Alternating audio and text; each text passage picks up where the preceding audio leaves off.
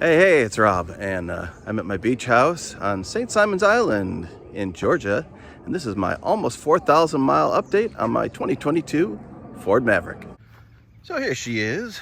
This is my 2022 Ford Maverick XLT 2.0 EcoBoost in iconic silver. I've had it most of the year, got it in the beginning of January, I think.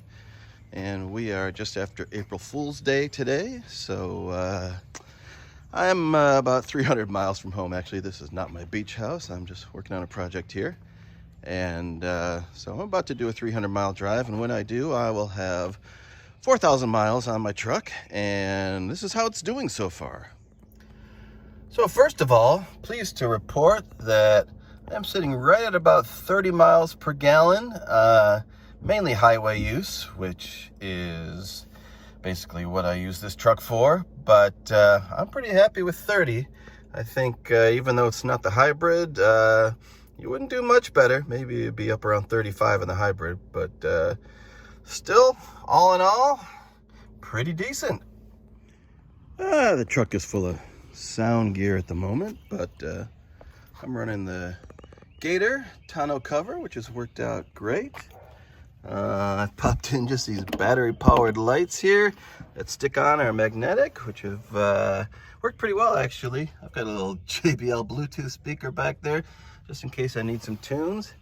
And I've installed a switch panel here where I can charge my phone and run an air compressor and all that good stuff. I've got other videos that detail the installation of these things, including that, and the tailgate assist, which is working fabulous, as you can see here. No more slamming down. So those are all good things. Of course, the truck has proved incredibly handy so far. I'm able to store a lot of extra gear under the seat here, which is great. I've added these little storage bins under here, which slide in really nicely and keep stuff out of the way. I've got the Fitz trash can back here, and yeah, everything is holding up great so far. I guess if I had any concerns at all after 4,000 miles, and nothing has gone wrong, nothing has happened at all, the truck has been perfect. If you just look at some of this stuff under here, it looks like they were putting together this engine in a hurry. There's just like loose pieces of tape flapping around. Actually, I stuck that one back down. That one looks pretty good now. There's loose pieces of tape on there, and you know, you got this thing, it just goes here, there, wherever, and it's held on with just cable ties. I don't know, it just looks kind of random and not all that well thought out. I mean, the engine itself just looks like a giant bowl of spaghetti or whatever. It is certainly not an attractive presentation, and I know that a lot of people like to put the cover from the Escape on here, which you can do. I've got the problem of a chipmunk who keeps sneaking up in here. I park in the driveway and he's eating his acorns on my engine. So far he hasn't chewed on any of the wiring, I don't think, but yeah, so I like to keep the engine uncovered so I can see what's happening under there. Otherwise they can get under there, mice and whoever, and have a big old party. So a lot of people are going to tell you that the front-wheel drive 2.0 EcoBoost Maverick is really an undesirable vehicle. They're like, what's the point if you don't get four-wheel drive? Of course, if you don't get the hybrid, this is really kind of the, you know, bastard child of the Maverick line. But my impressions are I love it. I mean, really, it's a Focus ST with a box on the back. I had a 2005 Focus. It was one of the best cars I've ever owned. I mean, I had it for like 9 years. The thing was great. So I have no problem at all with the fact that there's a Focus chassis under this and a Focus engine up front. Of course, you can get a more capable truck, and if you need four-wheel drive, I live in Atlanta where it snows once every 3 years. I don't go off-roading.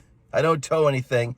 So, you know, I love this thing. I can fit all my sound equipment into it, and it's very comfortable on the road. I think the seats are great. They're nice and firm, comfortable. I've slept in the back seat when I had a long break on a TV show. I showed up too early, and I took a nap back there. It was great.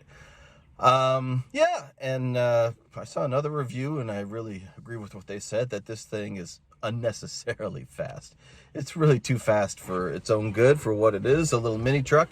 And you know, I've got an 83 Mustang 5.0. Yes, admittedly not the fastest Mustang ever made, but this thing smokes it. So not even a comparison there. It really is a quick little vehicle.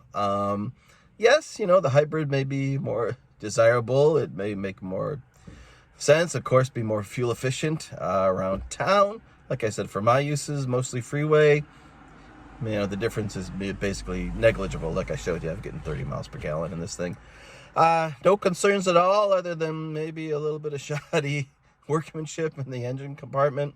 I'm used to driving Volvos around, so I'm probably used to an overbuilt car versus what this is, more on the economy side of things. But beyond just those, you know, very minor annoyances, maybe the only other thing is the auto brake hold feature. If you leave it on overnight and then you start in the morning, for me, I have to back out of my driveway, and it really clamps down on the brakes when I get to the end of my driveway and I want to go forward and drive. The thing does not feel like it wants to move. So I have to just remind myself to turn that auto brake hold feature off. Sometimes I forget still, but I try to turn it off every time I leave the vehicle, and then, you know, turn it back on again when it makes sense to have it on. I love the feature, but like I said, it's really kind of jarring.